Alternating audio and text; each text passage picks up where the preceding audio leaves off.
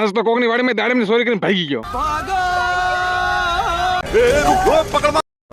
જય માતાજી મિત્રો, હવાર જાગી નાઈ તૈયાર થઈને આવી ગયા સીધા વાડીએ. અબે સાલે અમે કાલ દાડી આવ્યા એટલે શેણાનું કામકાજ પતી ગયું, પણ આ એક પાટલામાં હાથી નહીં ચાલ્યું ને તે એક પાટલો બાકી રહી ગયો અને આ એક પાટલામાં માંડવીને ખડી લઈ ગયો ને તે હું કરું કઈ હુસતું જ નથી.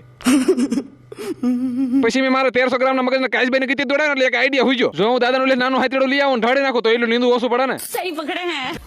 પછી ઝડપથી હાથીડું ઢાળે એટલે હેડા કામ કરી નાખ્યા. હજુ માન છેડા નીંદવાનું કામકાજ પત્યું ને ઓહો દેવરાજભાઈ આવી ગયા. मेरी समझ में नहीं आता बुढ़े तुम मेरे ही पीछे क्यों पड़ गया है?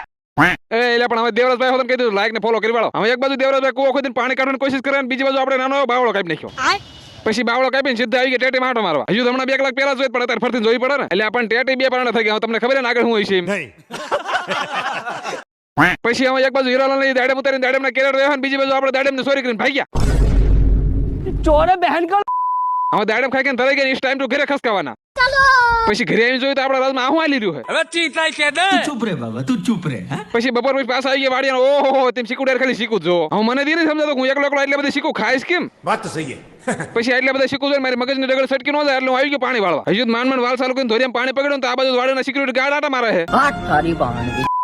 પછી કાળી ગાન ઝડપથી પાણી પાઈ લીધું. રાતે ગાય બેસી મીઠોડી વાતો કરીને નીકળી ગયા ઘરે જવા. તો આજનો વ્લોગ અહીંયા પૂરો. Okay tata bye bye.